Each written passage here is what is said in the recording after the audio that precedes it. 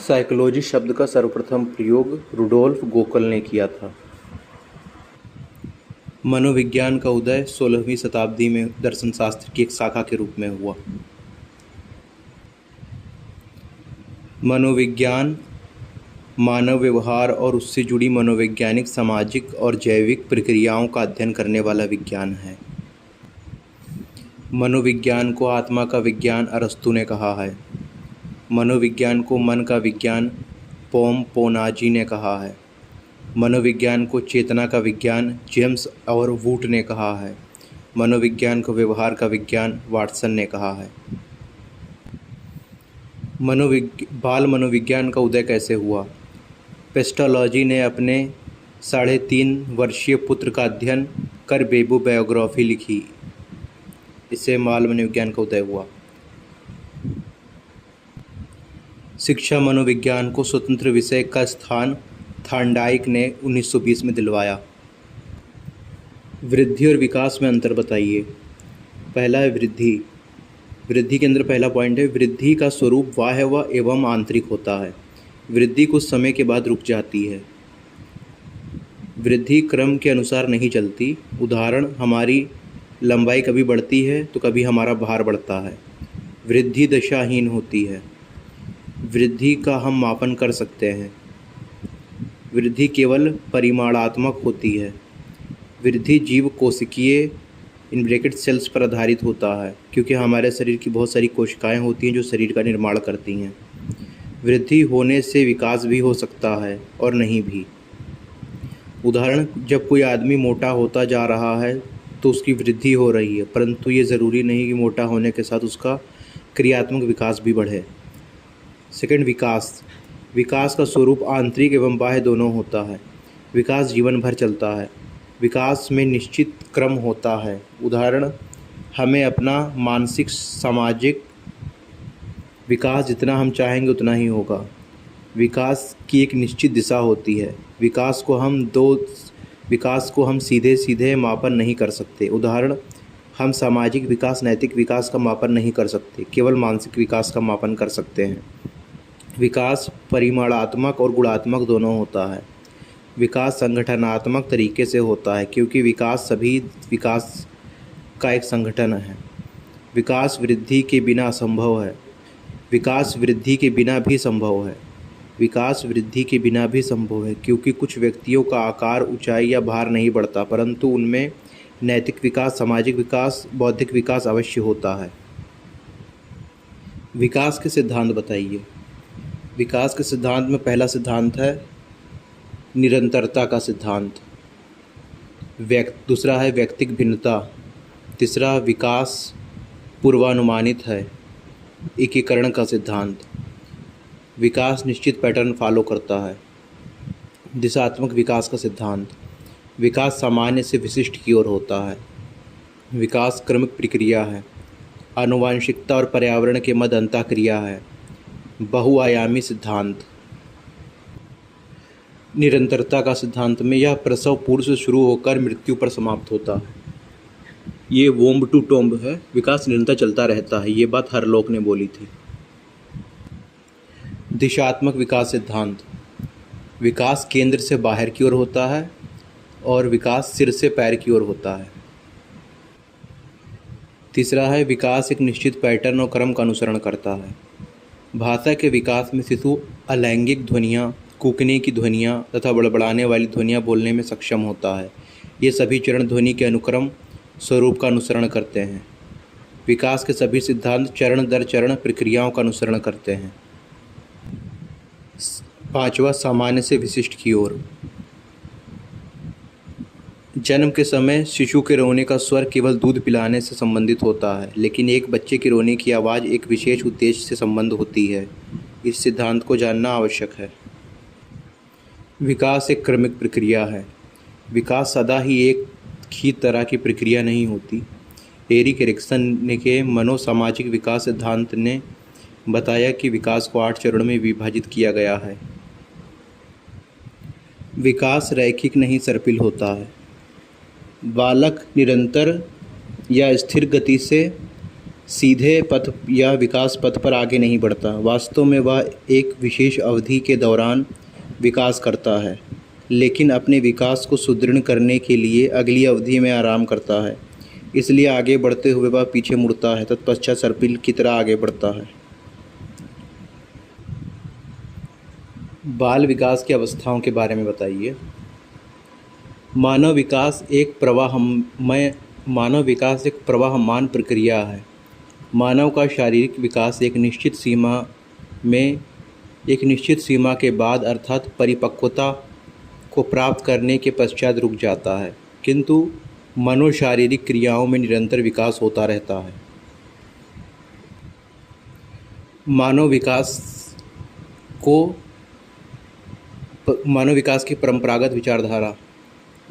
इस विचारधारा के अंतर्गत भारतीय विद्वानों ने मानव विकास को 7 अवस्थाओं में वर्गीकृत किया है। पहली है गर्भाधान से जन्म तक की अवस्था। दूसरी है शैशवावस्था, जन्म से 5 वर्ष तक। बाल्यावस्था 5 वर्ष से 12 वर्ष तक। किशोरावस्था 12 वर्ष से 18 वर्ष तक। युवावस्था 18 वर्ष से 25 वर्ष तक। प्रौढ़ावस्था 25 से 55 वर्ष तक।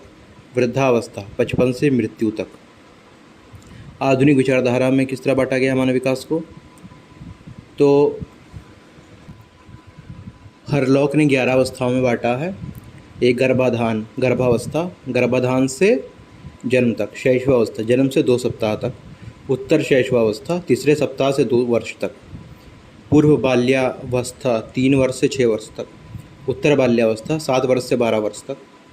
वयः संधि 12 से 14 वर्ष तक। पूर्व किशोरावस्था 13 से 17 वर्ष तक। उत्तर किशोरावस्था 18 से 21 वर्ष तक। प्रौढ़ावस्था 21 से 40 वर्ष तक। मध्यावस्था 41 से 60 वर्ष तक। वृद्धावस्था 60 से मृत्यु तक। आधुनिक विचारधाराओं को दृष्टिगत रखते हुए बाल विकास को मुख्य 4 अवस्था में बांटा जा सकता है। शैशवावस्था 0 से 5 साल तक। बाल्यावस्था 6 साल से 12 साल तक। किशोरावस्था 13 साल से 21 साल तक। और प्रौढ़ावस्था 22 साल से ऊपर। कोल नामक विद्वान ने मानव विकास को 12 अवस्थाओं में बांटा है। स्ट्रॉन्ग का कहना है कि बालक का आधार जीवन के प्रथम 2 वर्ष में बन जाता है, लेकिन यह जीवन की किसी भी आयु में बदल सकता है। बालक की प्रवृत्ति का प्रतिमान हमेशा वही रहता है। गुड एनएफ का कहना है मनुष्य का मानसिक विकास का 50% 3 वर्ष तक हो जाता है। वैलेंटाइन शैशवावस्था को आदर्श काल कहा है, क्योंकि बालक शैशवावस्था में तीव्र गति से सीखता है। शैशवावस्था का उपनाम बताइए। शैशवावस्था को खिलौनों की अवस्था, क्षणिक संवेगों की अवस्था, प्रिय लगने वाली अवस्था, अतार्किक चिंतन की अवस्था, पराधीन और निर्भरता की अवस्था, अनुकरण द्वारा सीखने की अवस्था, संस्कारों के निर्माण की अवस्था, प्राथमिक विद्यालय तैयारी की अवस्था, ये सब इसके उपनाम हैं। शैशवावस्था की विशेषताएं बताइए।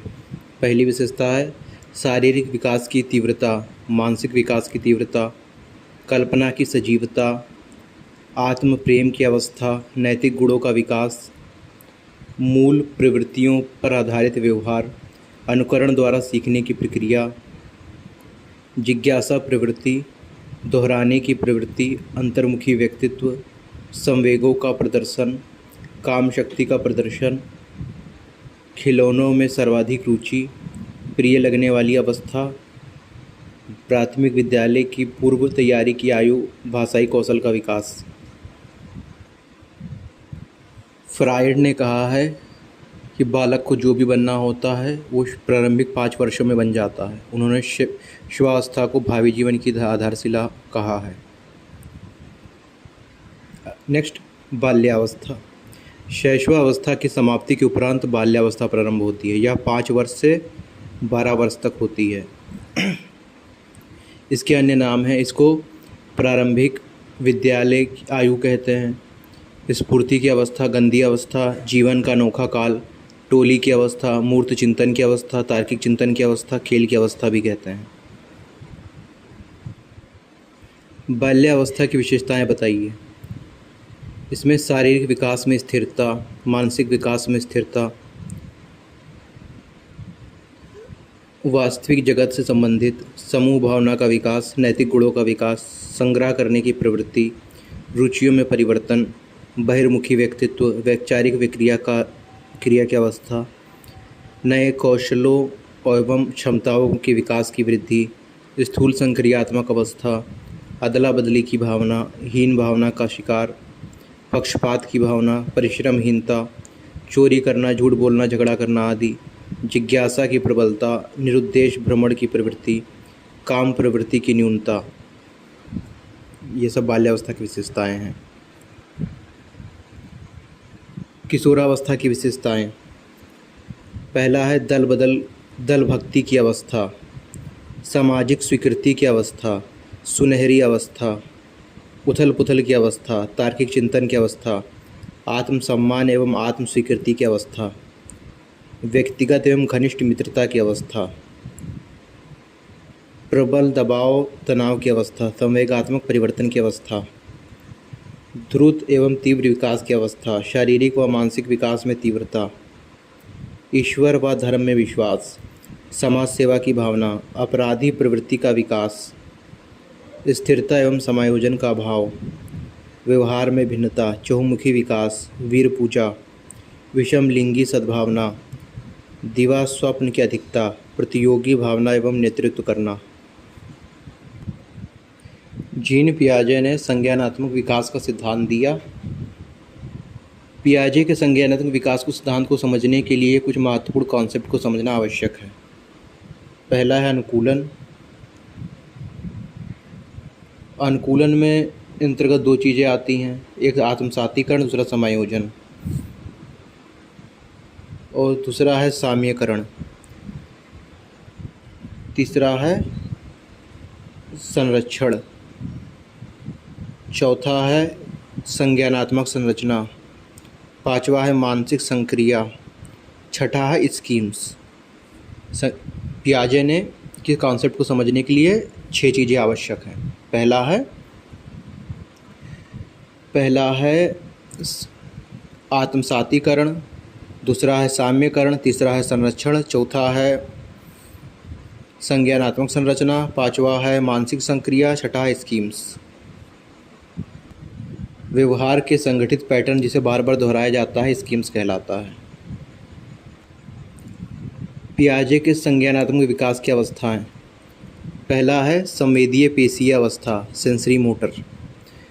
दूसरा है पूर्व संक्रियात्मक अवस्था, प्री ऑपरेशनल स्टेज।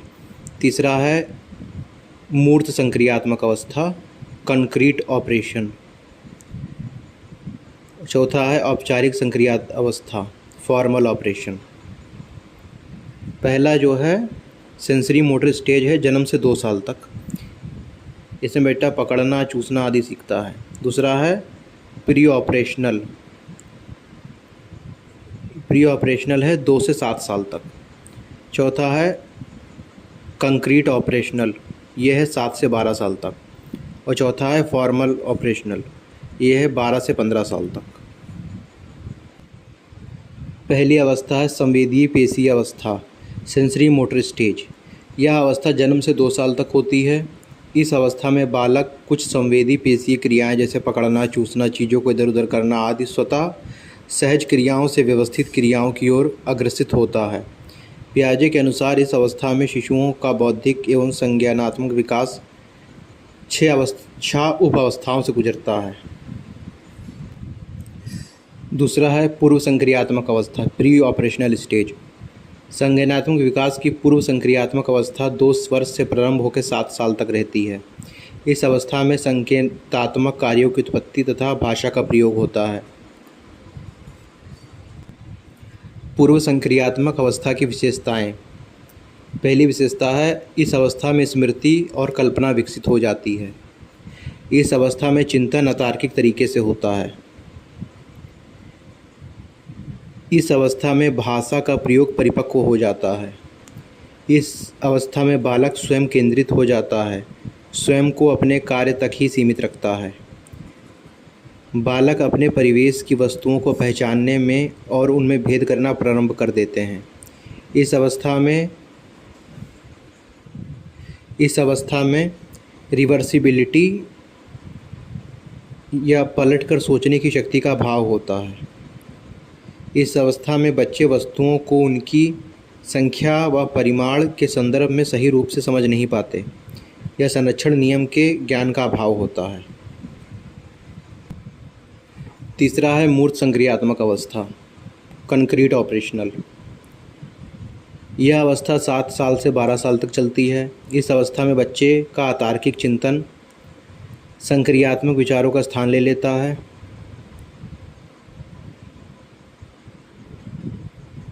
बच्चे अब जोड़ना, घटाना, गुणा करना, भाग करना सीख सकते हैं, लेकिन अगर उसे शाब्दिक कथन के आधार पर मानसिक क्रियाओं करने को कहा जाए तो नहीं कर सकते। इस अवस्था के दौरान बालकों द्वारा 3 मानसिक निपुणता हासिल कर ली जाती है। ये 3 योग्यताएं विचारों की परिवर्त्य संरक्षण, वर्गीकरण व पूर्ण अंश प्रत्ययों का उपयोग है। इस अवस्था में विचारों की विलोमता में बालक सक्षम हो जाते हैं। भौतिक वस्तुओं के संरक्षण बालकों की मानसिक क्रिया का एक अंग बन जाता है। सबसे महत्वपूर्ण विकास उनकी क्रमबद्धता अर्थात विभिन्न वस्तुओं को उनके आकार व भार आदि की दृष्टि से अलग करने तथा छोटे व से बड़े क्रम में वर्गीकरण करने इस अवस्था में होता है। इस अवस्था के दौरान बालक अंश तथा पूर्ण दोनों से संबंध विचार करना प्रारंभ कर देते हैं, अर्थात बालक में यह क्षमता विकसित हो जाती है। वह वस्तुओं को कुछ भागों में बांट सकते हैं और उन भागों की समस्या का समाधान तार्किक ढंग से कर सकते हैं। इस अवस्था में समाजीकरण की शुरुआत होती है। मूर्त संक्रियात्मक विकास की अवस्थाएं। इसकी विशेषता है, इस अवस्था में आत्म केंद्रित विचारों में न्यूनता आने लगती है। इस अवस्था में मूर्त समस्याओं का समाधान बच्चे ढूंढने में सक्षम हो जाते हैं, किंतु अमूर्त समस्याओं के समाधान के विषय में नहीं सोच पाते। इस अवस्था में भी चिंतन में क्रमबद्धता की कमी रहती है। इस अवस्था में बच्चे गणित पढ़ने और गिनती करने में रुचि लेने लगते हैं।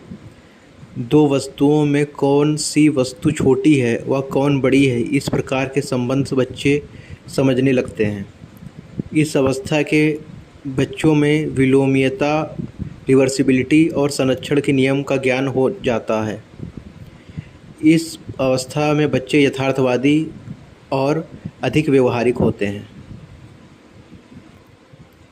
औपचारिक संक्रिया अवस्था, पीरियड ऑफ फॉर्मल ऑपरेशन। यह संज्ञानात्मक विकास की अंतिम अवस्था है जो लगभग 12 से 15 वर्ष की आयु तक होती है। इस अवस्था के दौरान बालक अमूर्त बातों के संबंध में तार्किक चिंतन की क्षमता विकसित कर लेते हैं।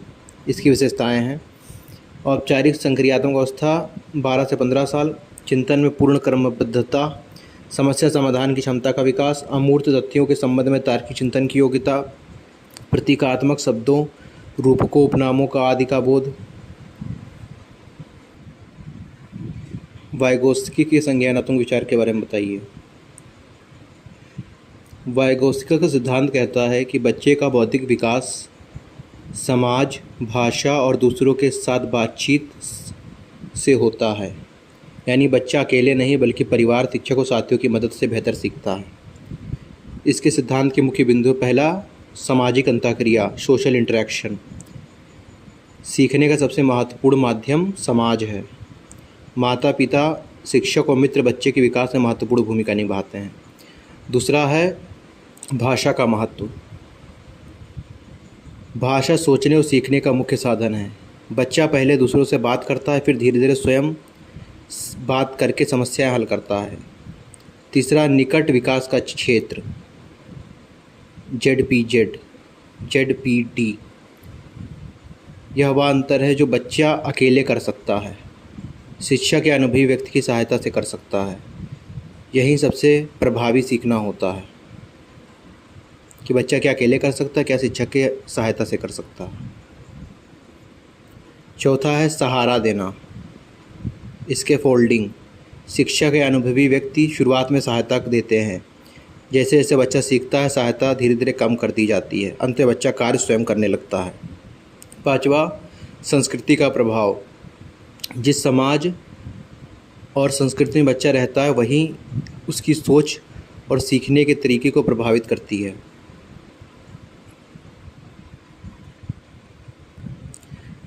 पियाजे और वाइगोत्स्की विचारों की तुलना। पियाजे के अनुसार बच्चा स्वयं अनुभव करके सीखता है। वाइगोत्स्की के अनुसार बच्चा समाज दूसरों के सहयोग से सीखता है। पियाजे का मुख्य कारक परिपक्वता व अनुभव है, जबकि वाइगोत्स्की का सामाजिक अंतःक्रिया व भाषा एवं संस्कृति है। पियाजे के अनुसार भाषा विकास का परिणाम है। वाइगोत्स्की के अनुसार भाषा विकास का मुख्य साधन है। पियाजे ने सीखने का तरीका खोज है, जबकि वाइगोत्स्की में सहयोगात्मक अधिगम कोलैबोरेटिव लर्निंग। पियाजे के अनुसार शिक्षक की भूमिका मार्गदर्शक और कम हस्तक्षेप वाली है, जबकि वाइगोत्स्की ने शिक्षक को सक्रिय सहयोगी और सहायता प्रदान करता है। पियाजे में विकास की प्रकृति निश्चित चरणों में होती है, जबकि वाइगोत्स्की में निश्चित चरणों में नहीं होकर सामाजिक वातावरण के अनुसार होती है। पियाजे के अनुसार पियाजे की मुख्य अवधारणा है समाकलन और समायोजन, एसिमिलेशन एकोमोडेशन, जबकि वाइगोत्स्की में जेडपीडी और स्कॉफलिंग यानी कि जोन ऑफ प्रॉक्सिमल डेवलपमेंट और स्कॉफोल्डिंग, ये दो चीज़ें हैं। यानी कि जो बच्चा पहले से जानता है और सहयोग के बाद जो जानता है उसके बीच का अंतर ये बताया गया है। मैस्लो की आवश्यकता का सिद्धांत बताइए। मैस्लो की आवश्यकता का सिद्धांत कहता है कि मनुष्य की आवश्यकताएं क्रम में होती हैं। जब निचले स्तर की आवश्यकताएं पूरी हो जाती हैं तब व्यक्ति उच्च स्तर की ओर बढ़ता है। मैस्लो की आवश्यकताओं का क्रम। पहली आवश्यकता है शारीरिक आवश्यकता। इसमें भोजन, पानी, हवा, कपड़े, आश्रय ये सबसे मूलभूत आवश्यकता हैं। दूसरी है सुरक्षा की आवश्यकता। इसमें शारीरिक सुरक्षा, नौकरी, आय, स्वास्थ्य, घर आदि है। तीसरा है प्रेम और अपनापन, परिवार, मित्र, प्रेम, सामाजिक संबंध। चौथा है सम्मान की आवश्यकता, आत्मसम्मान, प्रतिष्ठा, पहचान, सफलता। और पांचवा है आत्म साक्षात्कार, अपनी पूरी क्षमता का विकास करना और जीवन के सर्वोच्च लक्ष्य को प्राप्त करना। Sensory motor, pre operational, concrete operational, abstract operational अवस्थाओं की विशेषताएं बताइए। पहला है सेंसरी मोटर स्टेज। इसमें चूसना, गामक अधिगम, लक्ष्य केंद्रित व्यवहार और वस्तु स्थायित्व होता है। दूसरा है प्री ऑपरेशनल स्टेज। इसमें अतार्किक चिंतन, अहम केंद्रीयता, अनुकरण से सीखना, जीववाद, अपलटावी केंद्रीकरण, संरक्षण का अभाव होता है। तीसरा है कंक्रीट ऑपरेशनल स्टेज। इसमें तार्किक चिंतन, अहम केंद्रिता का अंत, मूर्त चिंतन, जीववाद का अंत, पलटावी रिवर्सिबिलिटी, विकेंद्रीकरण, संरक्षण। और आखिरी है एब्स्ट्रैक्ट ऑपरेशनल स्टेज। इसमें अमूर्त चिंतन, परिकल्पना, निगमनात्मक तर्क, समस्या समाधान। जन्म से 2 साल तक सेंसरी मोटर स्टेज होती है जन्म से 2 साल तक। प्री ऑपरेशनल 2 से 7 साल तक, कंक्रीट ऑपरेशन 7 से 11 साल तक और एब्स्ट्रैक्ट ऑपरेशन 11 से आगे। लॉरेंस कोहलबर्ग का नैतिक विकास का सिद्धांत बताइए। कोहलबर्ग ने नैतिक विकास को 3 स्तर में बांटा है, 3 स्तर और 6 चरणों में बांटा है। पहला स्तर है पूर्व परंपरागत स्तर, दूसरा है परंपरागत स्तर और तीसरा है उत्तर परंपरागत स्तर। पहला पूर्व परंपरागत स्तर में प्री कन्वेंशनल लेवल। यह स्तर सामान्यतः छोटे बच्चों में पाया जाता है। इसमें पहला चरण है दंड और आज्ञा पालन, पनिशमेंट एंड ओबियंस। दूसरा है व्यक्तिगत लाभ, इंडिविजुअलिज्म एंड एक्सचेंज। व्यक्ति अपने लाभ के लिए सही काम करता है, मैं तुम्हारी मदद करूंगा अगर तुम मेरी मदद करोगे। दूसरा है परंपरागत स्तर, कन्वेंशनल लेवल। ये स्तर किशोरों और अधिकांश वयस्कों में पाया जाता है। इसमें गुड बॉय गुड गर्ल। इसमें क्या होता है, अच्छा बच्चा व्यक्ति दूसरों की प्रशंसा एवं स्वीकृति पाने का व्यवहार करता है। दूसरा चरण इसमें कानून, लॉ एंड ऑर्डर। व्यक्ति कानून और नियमों के पालन समाज की व्यवस्था बनाए रखने के लिए करता है। तीसरा स्तर है पोस्ट कन्वेंशनल लेवल। यह स्तर बहुत कम लोगों में विकसित होता है। इसमें पहला चरण है सोशल कॉन्ट्रैक्ट, समाज अनुबंधन। व्यक्ति समझता है कानून लोगों के हित के लिए है और आवश्यकता पड़ने पर बदले भी जा सकते हैं। इसका दूसरा चरण है यूनिवर्सल एथिकल प्रिंसिपल, सार्वभौमिक नैतिक सिद्धांत। व्यक्ति न्याय, समानता, मानवता जैसे सार्वभौमिक नैतिक सिद्धांतों के आधार पर निर्णय लेता है, चाहे कानून कुछ भी कहे। इसको सिंपल ट्रिक में याद रखा जाए, 3 स्तर हैं, pre conventional, conventional, post conventional. 6 चरण हैं, एक पनिशमेंट, दूसरा टिट फॉर टैट, तीसरा गुड बॉय गुड गर्ल, चौथा लॉ एंड ऑर्डर, पांचवा सोशल कॉन्ट्रैक्ट और छठा यूनिवर्सल इथिकल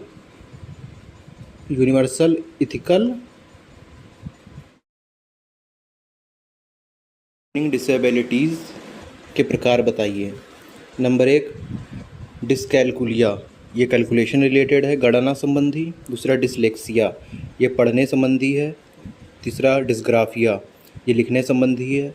और डेस्परैक्सिया, ये सेंसरी मोटर रिलेटेड है। रोसर्च इंक ब्लॉट टेस्ट में काले और सफ़ेद कितने कार्ड हैं? आंसर 5।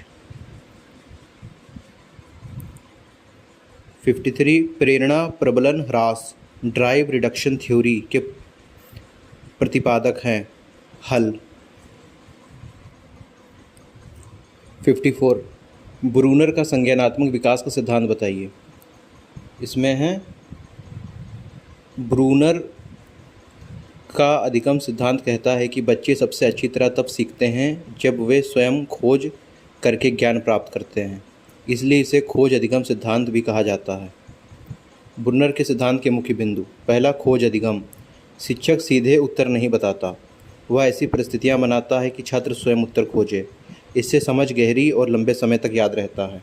दूसरा, ज्ञान प्रस्तुतिकरण के 3 तरीके।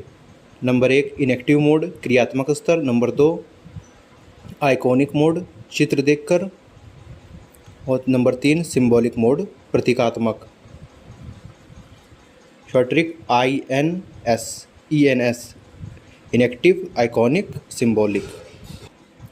अल्बर्ट बंदूरा का सामाजिक अधिगम का सिद्धांत बताइए। अल्बर्ट बंदूरा का सामाजिक अधिगम सिद्धांत कहता है कि मनुष्य केवल अपने अनुभव से ही नहीं बल्कि दूसरे को देखकर उनकी नकल करके भी सीखता है। बंदूरा के सिद्धांत का मुख्य बिंदु। अवलोकन द्वारा अधिगम।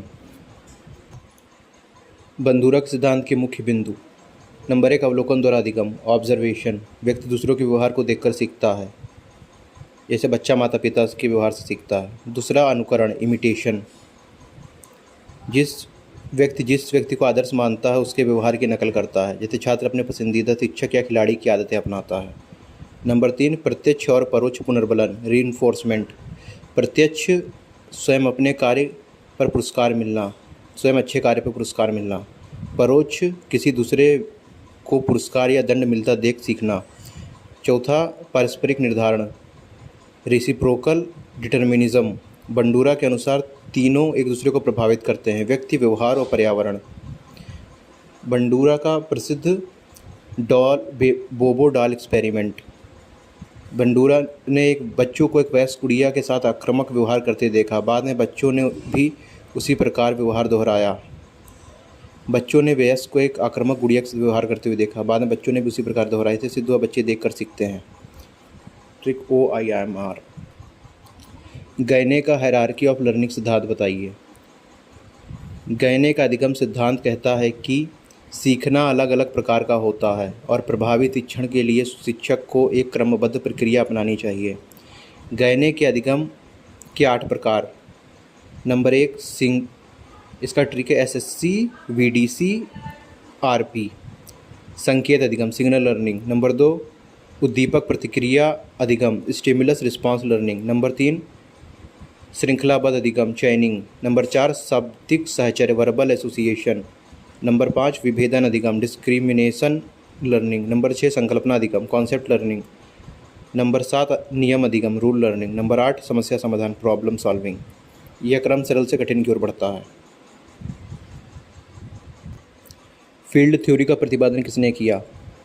उत्तर है कर्ट लेविन। विकासात्मक मनोविज्ञान के जनक कौन थे? उत्तर पियाजे। एरिक्सन का मनोसामाजिक विकास का सिद्धांत बताइए। एरिक्सन का मनोसामाजिक सिद्धांत कहता है कि व्यक्ति का विकास पूरे जीवन भर चलता है। प्रत्येक अवस्था में उसे एक मनोसामाजिक संकट का सामना करना पड़ता है।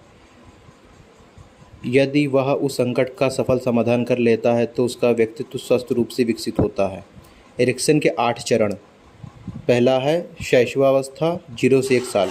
इसमें पहला अवस्था में होता है ट्रस्ट वर्सेस मिसट्रस्ट।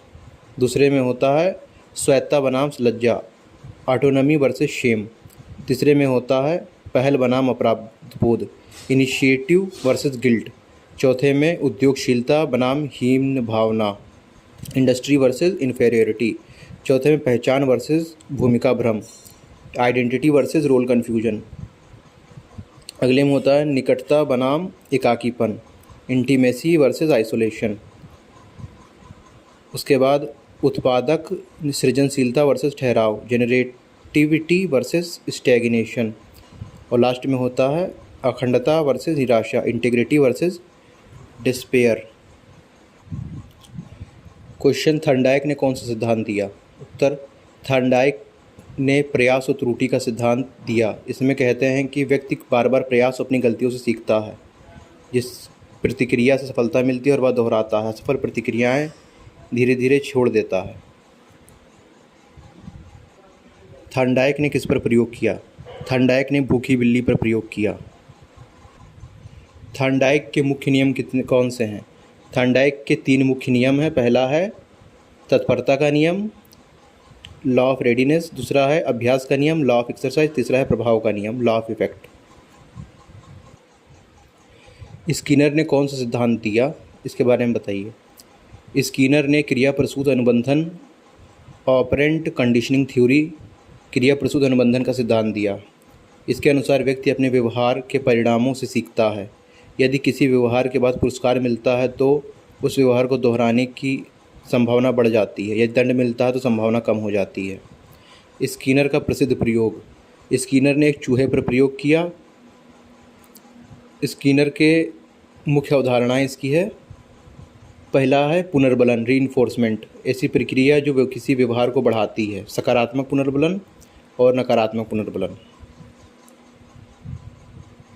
दूसरा है पनिशमेंट, दंड। ऐसी प्रक्रिया जो किसी व्यवहार को कम करती है, उदाहरण नियम तोड़ने पर जुर्माना।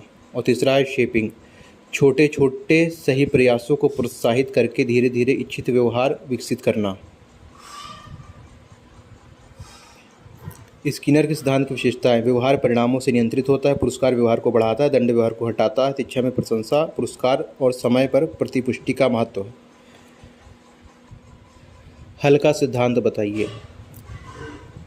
हल ने ड्राइव रिडक्शन थ्योरी, हल के सिद्धांत को ड्राइव रिडक्शन थ्योरी कहते हैं। इसके अनुसार सीखना मुख्यतः आवश्यकताओं और प्रेरक तनाव ड्राइव को कम करने के लिए होता है।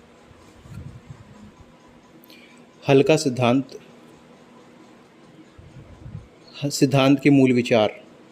जब कोई आवश्यकता उत्पन्न होती है तो ड्राइव पैदा होता है, प्रेरणा।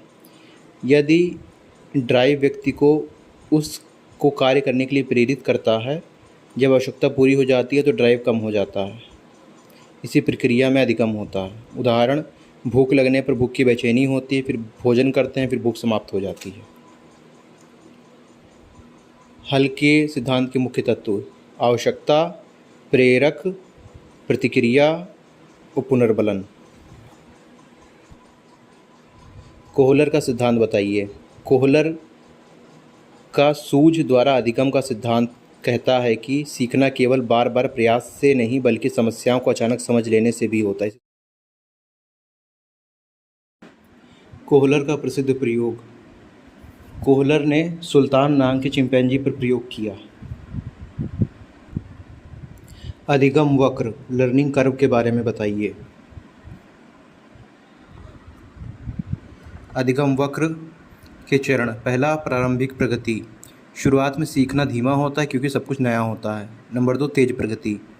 अभ्यास बढ़ने पर सीखने की गति तेज हो जाती है। नंबर 3 प्लेटो पठार, कुछ समय के लिए प्रगति रुक जाती है, इसे प्लेटो ऑफ लर्निंग कहते हैं, जिससे कारण थकान, रुचि की कमी, प्रेरणा की कमी या गलत अभ्यास। और 4 अंतिम प्रगति, सही अभ्यास और प्रेरणा मिलने पर फिर प्रगति शुरू होती है। ट्रांसफ़र ऑफ लर्निंग के बारे में बताइए। ट्रांसफ़र ऑफ लर्निंग का अर्थ है एक स्थिति में सीखी गई जानकारी, कौशल और अनुभव का दूसरी स्थिति में उपयोग करना। उदाहरण, अधिगम के स्थानांतरण के प्रकार। पहला, सकारात्मक स्थानांतरण, पॉजिटिव ट्रांसफ़र। जब पहले सीखा हुआ ज्ञान नई सीखने में मदद करे तो इसे सकारात्मक ट्रांसफ़र कहते हैं। उदाहरण, साइकिल चलाने के बाद स्कूटर चलाना सीखना। नंबर 2, नकारात्मक स्थानांतरण, जब पहले सीखा हुआ ज्ञान नई सीखने में की प्रक्रिया में बाधा बने। उदाहरण, भारत में बाईं ओर वाहन चलाने की आदत के कारण ऐसे देश में शुरुआत में कठिनाई होता है जहां पर दाईं ओर वाहन चलाया जाता है।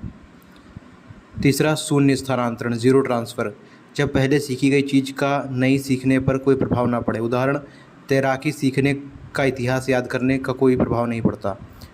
और चौथा, क्षैतिज स्थानांतरण, इसमें यह होता है कि जो पहले सीखे हुए कार्य का दूसरी चीज़ पर बराबर प्रभाव पड़ता है, बराबर सीखे गए काम पर प्रभाव पड़ता है।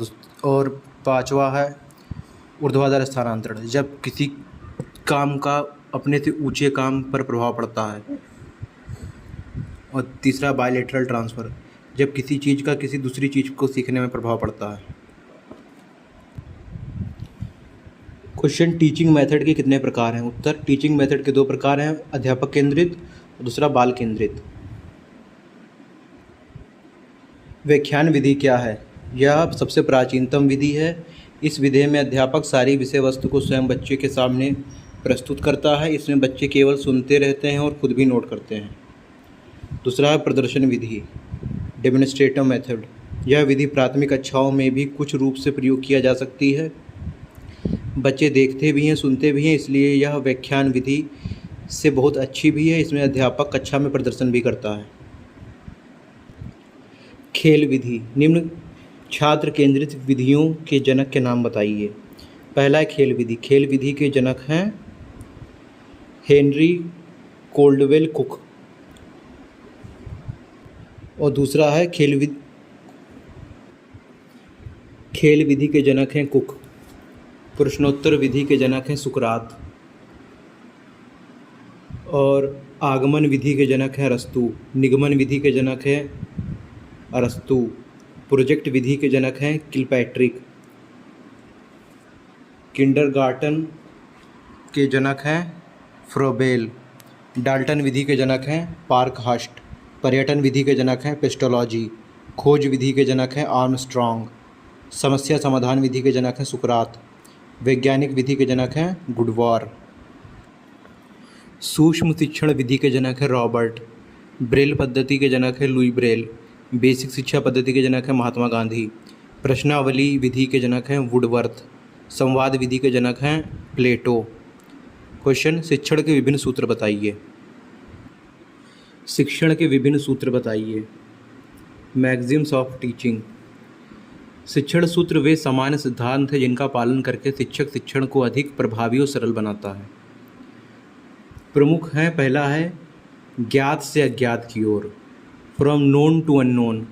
पहले वही पढ़ाए जो छात्र को पहले से आता हो, फिर नई बातें बताएं। दूसरा, सरल से कठिन की ओर, पहले आसान विषय फिर कठिन विषय। तीसरा, स्थूल से सूक्ष्म की ओर, पहले वास्तविक वस्तुओं से फिर अमूर्त विचारों तक। चौथा, विशेष से सामान्य की ओर, पहले उदाहरण दें फिर सामान्य नियम बताएं। पांचवा, पूर्ण से अंश की ओर, पहले पूरे विषय का परिचय फिर उसके भागों का अध्ययन। छठा, विश्लेषण से संश्लेषण की ओर, पहले विषय के भागों को समझें फिर उन्हें जोड़कर संपूर्ण समझ विकसित करें। सातवां, अनुभव से तर्क की ओर, पहले अनुभव फिर उसके पीछे का कारण और सिद्धांत समझें। आठवां, मनोवैज्ञानिक से तार्किक की ओर, मनोवैज्ञानिक से तार्किक की ओर, फ्रॉम साइकोलॉजिकल टू लॉजिकल, पहले छात्र की रुचि और क्षमता के अनुसार पढ़ाएं फिर विषय के तार्किक क्रम का पालन करें। नवा, अनिश्चित से निश्चित की ओर, पहले सामान्य या स्पष्ट जानकारी, फिर स्पष्ट और सटीक जानकारी।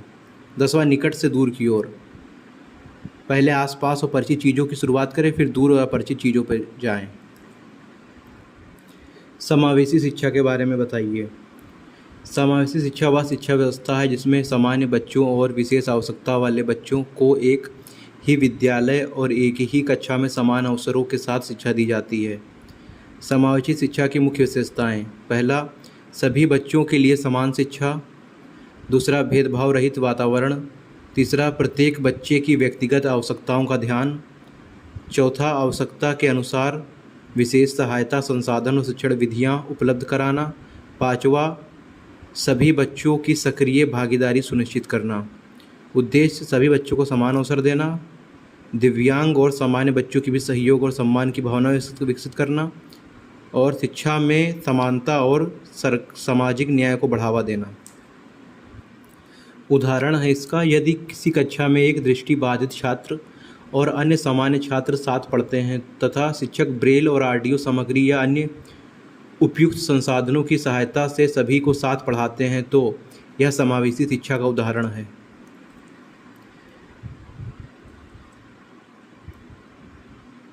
समावेशी शिक्षा वह शिक्षा है जिसमें सामान्य तथा विशेष आवश्यकता वाले सभी बच्चों को एक ही विद्यालय और कक्षा में उनकी आवश्यकताओं के अनुरूप समान अवसर और गुणवत्तापूर्वक शिक्षा प्रदान की जाती है। बुद्धि के एक कारक तथा द्विकारक सिद्धांत के प्रतिपादक हैं स्किनर। बुद्धि के बहुकारक सिद्धांत के प्रतिपादक हैं थर्नडाइक। गार्डनर का बहुबुद्धि सिद्धांत बताइए। गार्डनर ने बुद्धि के 8 प्रकार बताए हैं। पहला है भाषाई बुद्धि, जो कविता लेखन में यूज होती है। दूसरा है तार्किक गणितीय बुद्धि, गणित विश्लेषण में यूज होती है। तीसरा है दृश्य स्थानिक बुद्धि, ड्राइंग और डिज़ाइन में यूज होती है। चौथा है शारीरिक कौशल, खेल नृत्य में यूज होती है। पांचवा है संगीत बुद्धि, म्यूजिक में यूज होती है। छठा है अंतर्वैयक्तिक, ये दूसरों को समझने में यूज होती है। सातवां है अंतःवैयक्तिक, ये आत्मज्ञान में यूज होती है। आठवां है प्राकृतिक बुद्धि, प्रकृति जीव जंतुओं का ज्ञान होता है। गार्डनर ने 8 बुद्धि के सिद्धांत 8 चार्ट बनाए हैं। निम्न सिद्धांतों के प्रतिपादकों के नाम बताइए। पहला है द्विगुणक सिद्धांत, इसके प्रवर्तक हैं स्पीयरमैन। दूसरा है बहुगुणक सिद्धांत, इसके प्रवर्तक है थर्स्टन। तीसरा SOI मॉडल, इसके हैं गिलफोर्ड। चौथा बहुबुद्धि सिद्धांत, इसके हैं गार्डनर। पांचवा है त्रिआधारी सिद्धांत, इसके हैं स्टर्नबर्ग। छठा है IQ अवधारणा, इसके हैं टर्मन। क्रेशमर का व्यक्तित्व का सिद्धांत बताइए। क्रेशमर का व्यक्तित्व का शारीरिक गठन सिद्धांत कहता है कि व्यक्ति के शरीर की बनावट और उसके व्यक्तित्व के बीच संबंध होता है। उन्होंने व्यक्तित्व को मुख्य 3 प्रकारों में बांटा। पहला पाइकनिक, शरीर ठिगना, गोल मटोल, मोटा। व्यक्तित्व मिलनसार, खुशमिजाज, भावुक, सामाजिक। दूसरा एस्थेनिक, शरीर लंबा, दुबला, पतला। व्यक्तित्व अंतर्मुखी, शांत, संवेदनशील, एकांत प्रिय। तीसरा एथलेटिक, शरीर मजबूत, मांसल, चौड़े कंधे। व्यक्तित्व साहसी, आत्मविश्वासी, सक्रिय, दृढ़ निश्चयी। AQ अचीवमेंट कोशिएंट का फार्मूला बताइए। AQ बराबर होता है EA गुणे 100 बटे MA, एजुकेशनल एज गुणे 100 बटे मेंटल एज।